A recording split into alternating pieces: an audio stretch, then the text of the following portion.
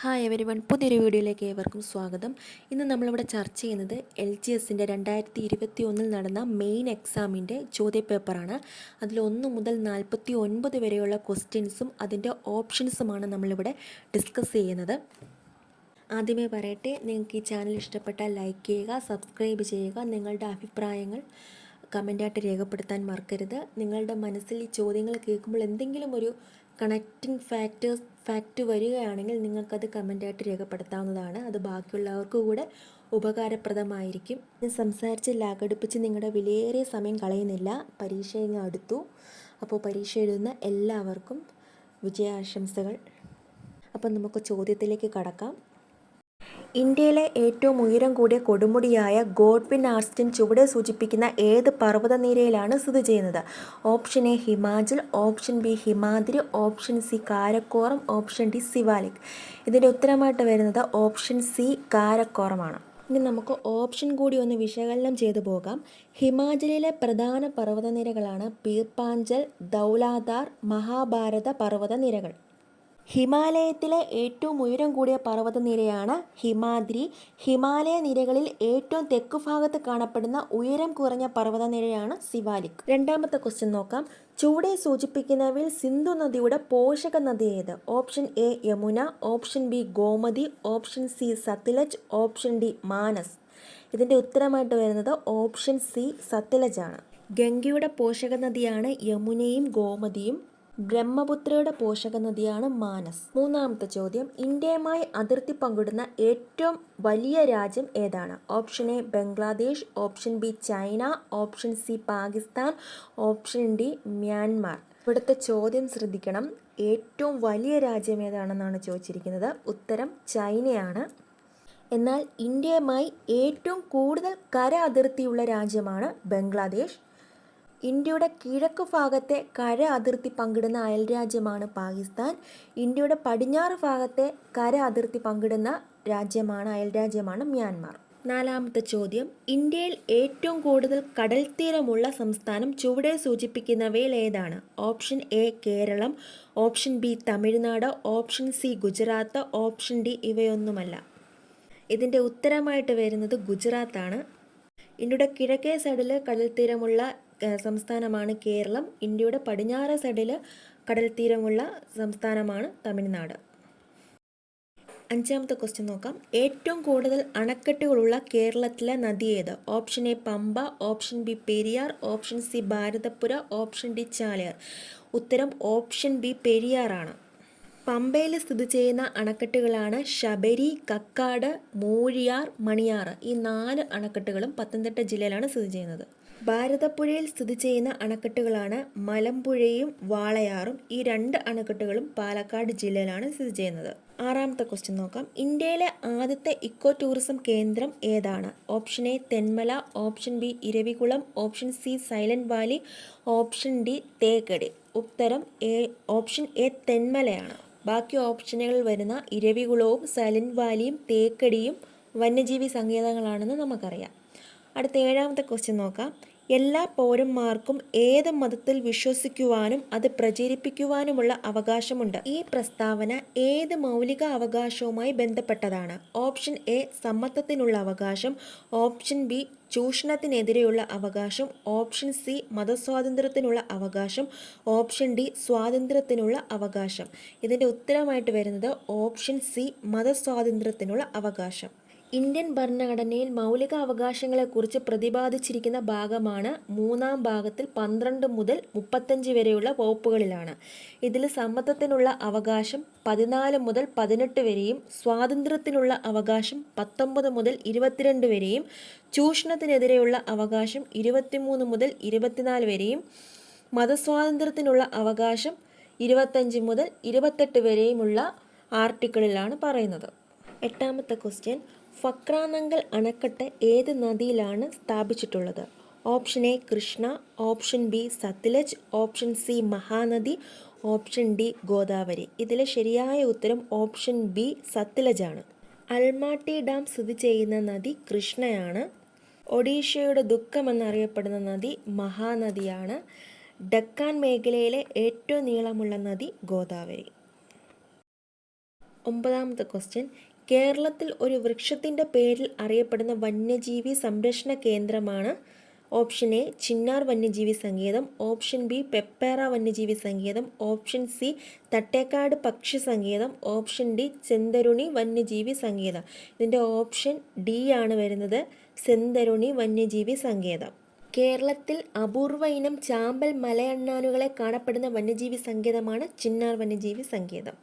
10ാമത്തെ question, യക്ഷഗാനം എന്ന കലാരൂപത്തിന് പ്രചാരണം സിദ്ധിച്ച ജില്ല ഏത്? Option A Kasaragod, option B Thrissur, option C Wayanad, option D Kozhikode. ഇതിൻ്റെ ആൻസർ ഓപ്ഷൻ എ കാസർഗോഡാണ്. പൂരങ്ങളുടെ നാട് എന്നറിയപ്പെടുന്നത് തൃശ്ശൂരാണ്. കേരളത്തിൻ്റെ ഊട്ടി എന്നറിയപ്പെടുന്ന ജില്ല വയനാട്. ശില്പനഗരം എന്നറിയപ്പെടുന്നത് കോഴിക്കോട്. 11ാമത്തെ ക്വസ്റ്റ്യൻ, ഇന്ത്യൻ നവോത്ഥാനത്തിൻ്റെ പിതാവ് എന്ന് വിശേഷിപ്പിക്കുന്നത് ആരെയാണ്? Option A Swami Dayananda Saraswati, option B Swami Vivekananda, option C Rajaram Mohan Roy, option D Sri Ramakrishna Paramahamsa. ഇതിൻ്റെ ഉത്തരം ഓപ്ഷൻ സി രാജാറാം മോഹൻ റോയ് ആണ്. ഹിന്ദുമതത്തിലെ കാൽവിൻ എന്നറിയപ്പെടുന്നത് സ്വാമി ദയാനന്ദ സരസ്വതി. ദക്ഷിണേശ്വരത്തെ സന്യാസി എന്നറിയപ്പെടുന്നത് ശ്രീരാമകൃഷ്ണ പരമഹംസർ. സംഘടന ശക്തിയാണ്, അതിൻ്റെ രഹസ്യം അച്ചടക്കത്തിലാണ് എന്നഭിപ്രായപ്പെട്ടത് സ്വാമി വിവേകാനന്ദൻ. ഇദ്ദേഹത്തിൻ്റെ ജന്മദിനമാണ് ഇന്ത്യയിൽ യുവജന ദിനമായി ആഘോഷിക്കുന്നത്.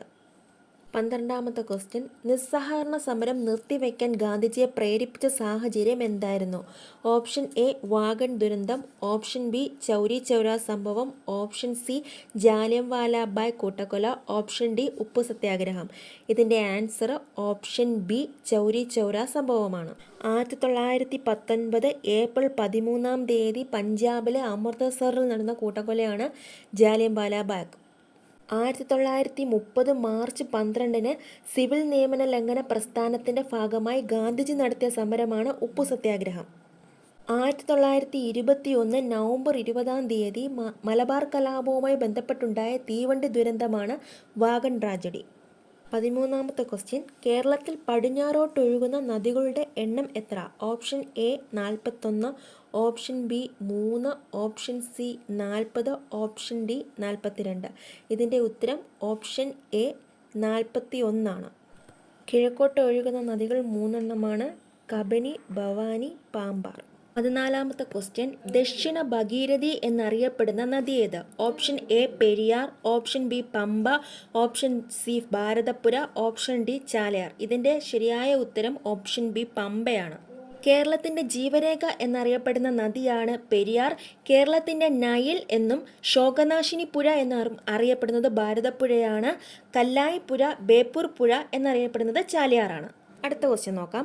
ചുവടെ സൂചിപ്പിക്കുന്നവയിൽ കരിമ്പ് കൃഷിയുമായി ബന്ധപ്പെട്ട ശരിയായ പ്രസ്താവന ഏത്? ഓപ്ഷൻ എ കരിമ്പിൻ്റെ ജന്മദേശം ഇന്ത്യയാണ്, ഓപ്ഷൻ ബി ഗുജറാത്ത്, ആന്ധ്രാപ്രദേശ് എന്നീ സംസ്ഥാനങ്ങളിലാണ് കരിമ്പ് ഉൽപ്പാദനത്തിൽ മുന്നിട്ട് നിൽക്കുന്നത്, ഓപ്ഷൻ സി നൈട്രജൻ്റെ അംശം കൂടുതലുള്ള മണ്ണാണ് കൃഷിക്ക് അനുയോജ്യം, ഓപ്ഷൻ ഡി ഇവയൊന്നുമല്ല. ഈ ഒരു ക്വസ്റ്റ്യൻ PSC ക്യാൻസൽ ചെയ്തതാണ്, കാരണം ഇതിനകത്ത് ശരിയായ ഓപ്ഷൻ അല്ല അവർ കൊടുത്തിരിക്കുന്നത്. എന്നാലും നമുക്ക് കരിമ്പിനെ കുറിച്ചൊരു 2 പോയിന്റ്സ് പറഞ്ഞേക്കാം. കരിമ്പ് ഉൽപ്പാദനത്തിലും പഞ്ചസാര ഉൽപ്പാദനത്തിലും ലോകത്തിലെ 2ാം സ്ഥാനമാണ് ഇന്ത്യക്കുള്ളത്. 1ാം സ്ഥാനം ബ്രസീലിനാണ്. ഏറ്റവും കൂടുതൽ കരിമ്പ് ഉൽപ്പാദിപ്പിക്കുന്ന ഇന്ത്യൻ സംസ്ഥാനമാണ് ഉത്തർപ്രദേശ്. 2ാം സ്ഥാനത്തുള്ളത് മഹാരാഷ്ട്രയാണ്. 16ാമത്തെ ക്വസ്റ്റ്യൻ നോക്കാം. മഹത്തായ 2 വ്യവസ്ഥകളായ ഹൈന്ദവതയുടെയും ഇസ്ലാമികതയുടെയും കൂടിച്ചേരലാണ് നമ്മുടെ മാതൃരാജ്യത്തിൻ്റെ ഏക പ്രതീക്ഷ. ഇത് ആരുടെ വാക്കുകളാണ്? Option A Sree Narayana Guru, option B Rajaram Mohan Roy, option C sir Syed Ahmed Khan, option D Swami Vivekananda. ഇതിൽ കറക്റ്റായിട്ട് ഉത്തരം വരുന്നത് ഓപ്ഷൻ ഡി സ്വാമി വിവേകാനന്ദനാണ്. ഒരു ജാതി, ഒരു മതം, ഒരു ദൈവം, മനുഷ്യന് എന്ന് പറഞ്ഞത് ശ്രീനാരായണ ഗുരുവാണ്. ഇന്ത്യൻ സാമൂഹിക മതനവീകരണ പ്രസ്ഥാനത്തിൻ്റെ നായകനാണ് രാജാറാം മോഹൻ റായ്. അലിഗഡ് പ്രസ്ഥാനത്തിൻ്റെ സ്ഥാപകനാണ് സർ സയ്യിദ് അഹമ്മദ് ഖാൻ. 17-ാമത്തെ ക്വസ്റ്റ്യൻ, കുളച്ചൽ യുദ്ധത്തിൽ ഡച്ചുകാരെ പരാജയപ്പെടുത്തിയ തിരുവിതാംകൂർ ഭരണാധികാരി ആരായിരുന്നു? Option A Veluthampi Dalawa, option B Dharmaraja, option C Marthandavarma, option D Pazhassiraja. ഇതിൻ്റെ ശരിയായ ഉത്തരം ഓപ്ഷൻ സി മാർത്താണ്ഡവർമ്മയാണ്. കൊല്ലത്തെ ഹജൂർ കച്ചേരി അതായത് സെക്രട്ടേറിയറ്റ്, അന്നത്തെ സെക്രട്ടേറിയറ്റ് സ്ഥാപിച്ചത് വേലുത്തമ്പി ദളവയായിരുന്നു. കുണ്ട്ര വിളംബരം പുറപ്പെടുവിച്ചതും വേലുത്തമ്പി ദളവയായിരുന്നു. അത് 1809 ജനുവരി 11-നായിരുന്നു. ധർമ്മരാജ എന്ന പേരിൽ അറിയപ്പെടുന്ന രാജാവാണ് കാർത്തിക തിരുനാൾ രാമവർമ്മ. അദ്ദേഹം 1758 മുതൽ 1798 വരെയാണ് തിരുവിതാംകൂർ ഭരിച്ചിരുന്നത്. ഹൈദരാലിയുടെയും ടിപ്പുവിൻ്റെയും കേരള ആക്രമണ സമയത്ത് തിരുവിതാംകൂറിലെ രാജാവായിരുന്നത് ധർമ്മരാജയായിരുന്നു. കേരള സിംഹം എന്നറിയപ്പെടുന്ന ആളാണ് പഴശ്ശിരാജ. പഴശ്ശിരാജയെ കേരള സിംഹം എന്ന് വിശേഷിപ്പിച്ചത് സർദാർ KM പണിക്കറാണ്. 18-ാമത്തെ ചോദ്യം, ഇന്ത്യയിലെ ഏറ്റവും വലിയ കൽക്കരിപ്പാടം ഏതാണ്? Option A Raniganj, option B Korba, option C Neyveli, option D Ramgarh. ശരിയായ ഉത്തരം റാണിഗഞ്ച് ആണ്. പക്ഷേ ഈ ക്വസ്റ്റ്യൻ PSC ക്യാൻസൽ ചെയ്തിരിക്കുകയാണ്. ഓപ്ഷൻ ബിയിൽ പറയുന്ന കോർബ മറ്റൊരു കൽക്കരിപ്പാടമാണ്. എന്നിരുന്നാലും നമുക്ക് കൽക്കരിയെക്കുറിച്ച് 2 പോയിന്റ് നോക്കാം. ഇന്ത്യയിലെ മുഖ്യ താപോർജ്ജ സ്രോതസ്സും പ്രധാന വ്യാവസായിക ഇന്ധനവും കൽക്കരിയാണ്. ഇന്ത്യയിൽ കൽക്കരി നിക്ഷേപത്തിൽ മുന്നിൽ നിൽക്കുന്ന സംസ്ഥാനം ജാർഖണ്ഡാണ്. ഇന്ത്യയിലെ പ്രധാന കൽക്കരിക്കണികളാണ് ജാരിയ, ബൊക്കാറോ, റാണിഗഞ്ച്, കോർബ, താൽച്ചർ. 19-ാമത്തെ ക്വസ്റ്റ്യൻ, ചുവടെ സൂചിപ്പിക്കുന്നവയിൽ അലൂമിനിയത്തിൻ്റെ അയിര് ഏതാണ്? Option A ilmenite, option B monocyte, option C bauxite, option D lignite. ഇതിൻ്റെ ശരിയായ ഉത്തരം ഓപ്ഷൻ സി ബോക്സൈറ്റ് ആണ്. PSC ചോദിച്ച് തഴമ്പിച്ചൊരു ക്വസ്റ്റ്യനാണ് അലൂമിനിയത്തിൻ്റെ അയിര്. ടൈറ്റാനിയത്തിൻ്റെ അയിരാണ് ഇൽമനേറ്റ്, തോറിയത്തിൻ്റെ അയിരാണ് മോണോസൈറ്റ്. ഇന്ധനക്ഷമത കുറഞ്ഞ ഒരുതരം കൽക്കരിയാണ് ലിഗ്നൈറ്റ്. ബ്രൗൺ കോൾ എന്നറിയപ്പെടുന്നതും ലിഗ്നൈറ്റ് ആണ്. ലിഗ്നൈറ്റ് ഏറ്റവും കൂടുതൽ ഉൽപ്പാദിപ്പിക്കുന്ന സംസ്ഥാനം തമിഴ്നാടാണ്. 20-ാമത്തെ ക്വസ്റ്റ്യൻ, 1.25 കോടി മലയാളികൾ എന്ന ഗ്രന്ഥം രചിച്ചതാര്? Option A EMS, option B K Kelappan, option C Mannath Padmanabhan, option D AK Gopalan. ഇതിൻ്റെ ശരിയായ ഉത്തരം ഓപ്ഷൻ എ EMS ആണ്. ഗ്രാമദീപം എന്ന പ്രസിദ്ധീകരണം ആരംഭിച്ചത് K കേളപ്പനാണ്. ഞാനൊരു പുതിയ ലോകം കണ്ടു, എൻ്റെ പൂർവ്വകാല സ്മരണകൾ, കൊടുങ്കാറ്റിൻ്റെ മാറ്റുലി, മണ്ണിനു വേണ്ടി, ഹരിജനം, എൻ്റെ ഡയറി. ഇത്രയും കൃതികൾ എഴുതിയത് AK ഗോപാലനാണ്. എൻ്റെ ജീവിത സ്മരണകൾ എന്നത് മന്നത്ത് പത്മനാഭൻ്റെ ആത്മകഥയാണ്. 21-ാമത്തെ ക്വസ്റ്റ്യൻ, ഭരണഘടനയുടെ ഏത് ഭാഗത്താണ് മൗലിക കർത്തവ്യങ്ങളെക്കുറിച്ച് പ്രതിപാദിക്കുന്നത്? Option A 1, option B 2, option C 4A, option D 3. ഇതിൻ്റെ ശരിയായ ഉത്തരം ഓപ്ഷൻ സി 4Aയിലാണ്. ഭരണഘടനയുടെ 1-ാമത്തെ ഭാഗത്തിൽ പറയുന്നത് യൂണിയനും ഭൂപ്രദേശങ്ങളുമാണ്. 2-ാമത്തെ ഭാഗത്തിൽ പൗരത്വത്തെക്കുറിച്ചാണ് പറയുന്നത്. 3-ാമത്തെ ഭാഗത്തിൽ മൗലിക അവകാശങ്ങളെക്കുറിച്ചിട്ടാണ് പറയുന്നത്. 4-ാമത്തെ ഭാഗത്തിൽ നിർദ്ദേശ തത്വങ്ങളാണ് പറയുന്നത്. ഭാഗം 4-ൽ മൗലിക കടമകൾ അതായത് മൗലിക കർത്തവ്യങ്ങളെക്കുറിച്ചിട്ടാണ് പറയുന്നത്. 22-ാമത്തെ ക്വസ്റ്റ്യൻ, ഇന്ത്യയിലെ പരമോന്നത നീതിപീഠം ഏതാണ്? ഓപ്ഷൻ എ ഹൈക്കോടതി, ഓപ്ഷൻ ബി ജില്ലാ കോടതി, ഓപ്ഷൻ സി സുപ്രീം കോടതി, ഓപ്ഷൻ ഡി ഇവയൊന്നുമല്ല. ഇതിൻ്റെ ശരിയായ ഉത്തരം ഓപ്ഷൻ സി സുപ്രീം കോടതിയാണ്. ഒരു സംസ്ഥാനത്തെ ഏറ്റവും വലിയ കോടതി ഹൈക്കോടതിയാണ്. ഒരു ജില്ലയിലെ ഏറ്റവും വലിയ കോടതി ജില്ലാ കോടതിയാണ്. 23-ാമത്തെ ക്വസ്റ്റ്യൻ, ബംഗാളിലെ നിലം കർഷകർ അനുഭവിക്കുന്ന കൊടിയ ചൂഷണത്തെ ഹൃദയഹാരിയായി ചിത്രീകരിച്ച ദീനബന്ധു മിത്രയുടെ നാടകമേത്? Option A Anandamath, option B Neel Darpan, option C Bharat Mata, option D Nibandhamala. ഇതിൻ്റെ ഉത്തരം വരുന്നത് ഓപ്ഷൻ ബി ആണ്, നീൽ ദർപ്പൺ. സ്വദേശി സമരകാലത്ത് അബനീന്ദ്രനാഥ ടാഗോർ വരച്ച ജലഛായ ചിത്രമാണ് ഭാരത് മാത. നിബന്ധമാല എഴുതിയത് വിഷ്ണു കൃഷ്ണ ചിപ്ലുങ്കർ ആണ്. ആനന്ദമഠം എഴുതിയത് ബങ്കിം ചന്ദ്ര ചാറ്റർജിയാണ്. 24-ാമത്തെ ക്വസ്റ്റ്യൻ, ഇപ്പോഴത്തെ കേന്ദ്ര നിയമവകുപ്പ് മന്ത്രി ആരാണ്? 2024 മന്ത്രിസഭയിലെ നിയമമന്ത്രി അർജുൻ റാം മേഘ്വാൾ ആണ്.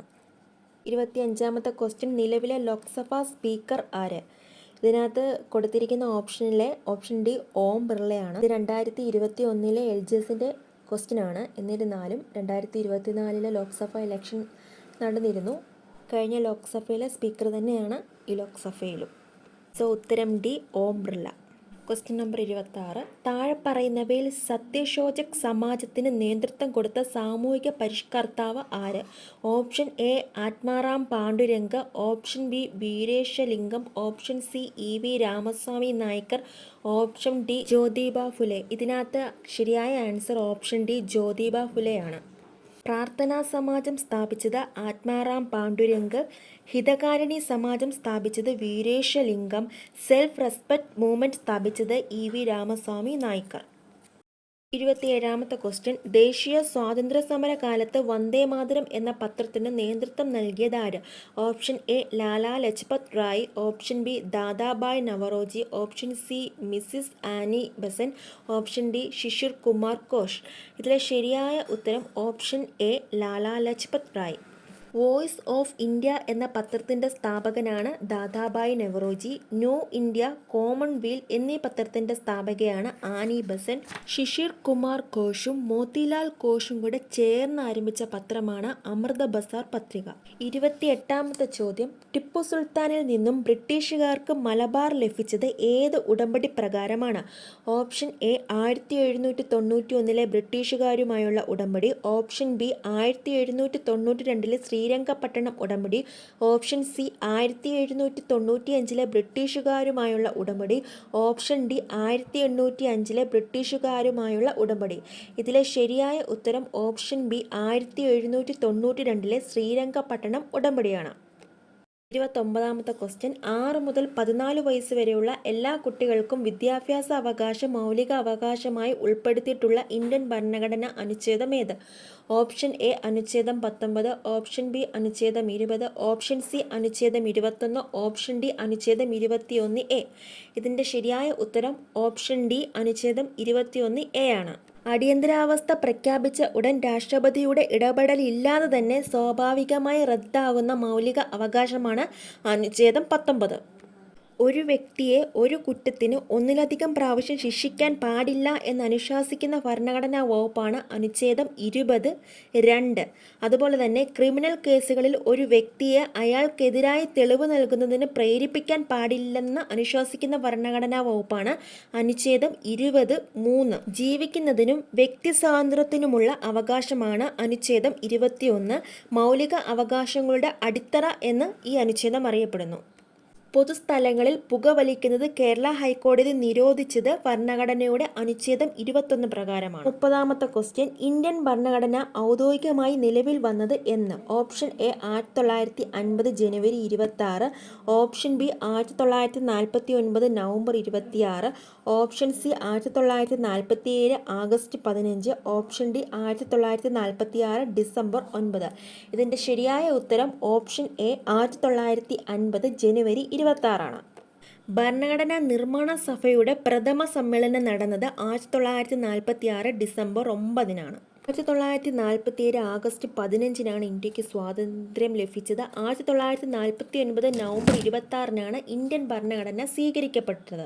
അടുത്ത 31ാമത്തെ ക്വസ്റ്റ്യൻ. കേരളത്തിലെ വിദ്യാഭ്യാസ രംഗത്ത് പ്രവർത്തിച്ച ക്രിസ്ത്യൻ മിഷണറി സംഘമായ ബസാർ ഇവാഞ്ചലിക്കൽ മിഷൻ താഴെ പറയുന്നവയിൽ ഏത് ഭാഗം കേന്ദ്രീകരിച്ചാണ് പ്രവർത്തനം നടത്തിയത്? Option A Kochi, option B Thiruvithamkoor, option C Malabar, option D Thiruvananthapuram. ഇതിൻ്റെ ശരിയായ ഉത്തരം ഓപ്ഷൻ സി മലബാർ ആണ്. ലണ്ടൻ മിഷൻ സൊസൈറ്റി പ്രവർത്തിച്ചത് തിരുവിതാംകൂറിലാണ്. ചർച്ച് മിഷൻ സൊസൈറ്റി പ്രവർത്തിച്ചത് കൊച്ചിയിലും തിരുവിതാംകൂറിലും കൂടിയാണ്. 32ാമത്തെ ക്വസ്റ്റ്യൻ. ന്യൂനപക്ഷങ്ങളുടെ അവകാശങ്ങളെക്കുറിച്ച് പ്രതിപാദിക്കുന്ന മൗലിക അവകാശം ഏതാണ്? ഓപ്ഷൻ എ ഭരണഘടനാപരമായ പരിഹാരം കാണാനുള്ള അവകാശം, ഓപ്ഷൻ ബി സാംസ്കാരികവും വിദ്യാഭ്യാസപരവുമായ അവകാശം, ഓപ്ഷൻ സി ചൂഷണത്തിനെതിരെയുള്ള അവകാശം, ഓപ്ഷൻ ഡി സ്വാതന്ത്ര്യത്തിനുള്ള അവകാശം. ഇതിൻ്റെ ശരിയായ ഉത്തരം ഓപ്ഷൻ ബി ആണ്, സാംസ്കാരികവും വിദ്യാഭ്യാസപരവുമായ അവകാശം. ഭരണഘടനാപരമായ പരിഹാരം കാണാനുള്ള അവകാശം ഭരണഘടനയുടെ ആർട്ടിക്കിൾ 32 പറയുന്നത്. സാംസ്കാരികവും വിദ്യാഭ്യാസവും പരമായ അവകാശം പറയുന്നത് 29 30 ചൂഷണത്തിനെതിരെയുള്ള അവകാശം പറയുന്നത് 23 മുതൽ 24 വരെയുള്ള ആർട്ടിക്കിളിലാണ്. സ്വാതന്ത്ര്യത്തിനുള്ള അവകാശം പറയുന്നത് 19 മുതൽ 22 വരെയുള്ള ആർട്ടിക്കിളിലാണ്. 33-ാമത്തെ ക്വസ്റ്റ്യൻ നോക്കാം. ഇന്ത്യൻ സ്വാതന്ത്ര്യ സമരവുമായി ബന്ധപ്പെട്ട് ഗാന്ധിജിയുടെ നേതൃത്വത്തിൽ നടന്ന ആദ്യ ദേശീയ പ്രക്ഷോഭം ഏതാണ്? ഓപ്ഷൻ എ ചമ്പാരൻ നീലം കർഷകരുടെ സമരം, ഓപ്ഷൻ ബി അഹമ്മദാബാദ് തുണിമിൽ സമരം, ഓപ്ഷൻ സി സിവിൽ നിയമന ലംഘന സമരം, ഓപ്ഷൻ ഡി നിസ്സഹകരണ സമരം. ഇതിലെ ശരിയായ ഉത്തരം ഓപ്ഷൻ ഡി നിസ്സഹകരണ സമരമാണ്.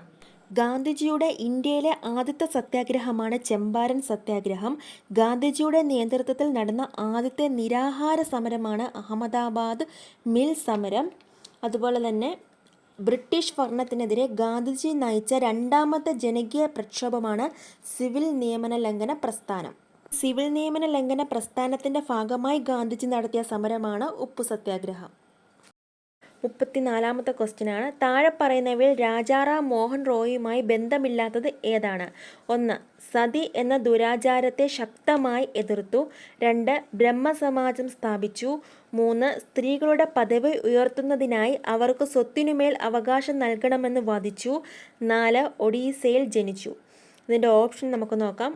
1ഉം 3ഉം, ബി 4 മാത്രം, സി 3ഉം 4ഉം, ഡി 2 മാത്രം. നമുക്ക് ഓരോന്നായിട്ടൊന്ന് പരിശോധിച്ച് നോക്കാം. ഒന്നാമത്തത് സതി എന്ന ദുരാചാരത്തെ ശക്തമായി എതിർത്തു.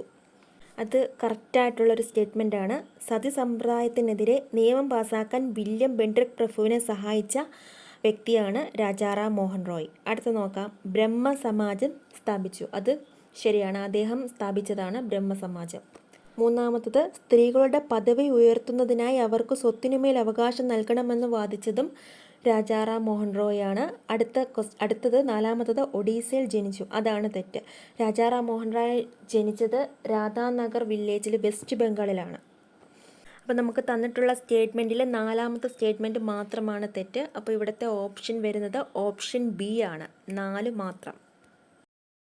35-ാമത്തെ ക്വസ്റ്റ്യൻ നോക്കാം. താഴെ പറയുന്നവയിൽ ഉപ്പു സത്യാഗ്രഹത്തിൻ്റെ ഭാഗമായുള്ള ദണ്ഡിയാത്രയിൽ പങ്കെടുത്ത മലയാളികൾ ആരെല്ലാം? Option 1 C Krishnan Nair, 2 Kumaranasan, 3 Raghava Poduval, 4 Mannathu Padmanabhan. അപ്പോൾ ഇതിൻ്റെ ഓപ്ഷൻ വരുന്നത് എ 1ഉം 3ഉം 4ഉം, ബി 2ഉം 4ഉം, സി 1ഉം 3ഉം, ഡി എല്ലാവരും. അപ്പോൾ ഉപ്പു സത്യാഗ്രഹത്തിൻ്റെ ഭാഗമായിട്ടുള്ള ദണ്ഡിയാത്രയിൽ പങ്കെടുത്ത മലയാളികൾ എന്ന് പറയുന്നത് കോട്ടയത്ത് നിന്നും ടൈറ്റസ്, നെയ്യാറ്റിൻകരയിൽ നിന്നും സി കൃഷ്ണൻ നായർ, ഷൊർണൂരിൽ നിന്നും രാഘവ പൊതുവാൾ, മായന്നൂരിൽ നിന്നും ശങ്കർജി. അപ്പം നമുക്കിവിടെ കൊടുത്തിരിക്കുന്ന ക്വസ്റ്റ്യൻസിൽ ഒന്നാമത് പറയുന്നത് സി കൃഷ്ണൻ നായരാണ്, മൂന്നാമത് പറയുന്നത് രാഘവ പൊതുവാളാണ്. അപ്പം നമ്മൾ പറഞ്ഞതിൽ ഇവർ രണ്ടുപേരുമാണ് ദണ്ഡിയാത്രയിൽ പങ്കെടുത്തത്. അപ്പോൾ അതിൻ്റെ ആൻസർ കറക്റ്റായിട്ടുള്ള ആൻസർ വരുന്നത് 1ഉം 3ഉമാണ്. ഓപ്ഷൻ സി ആണ് കറക്റ്റായിട്ടുള്ള ആൻസർ.